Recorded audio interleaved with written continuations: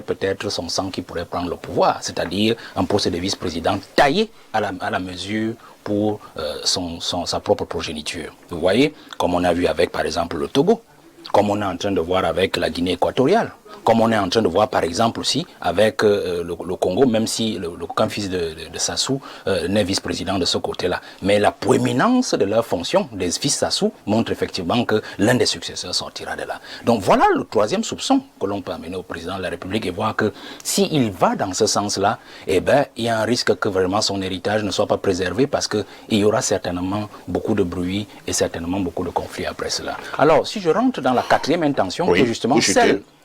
La mauvaise intention qui serait celle justement de ses collaborateurs. Parce qu'en fait, c'est certainement eux qui le poussent et qui le conseillent dans ce sens-là. Parce qu'en fait, il est clair qu'ils savent pertinemment que la fin du président de la République, Paul Biya, c'est leur fin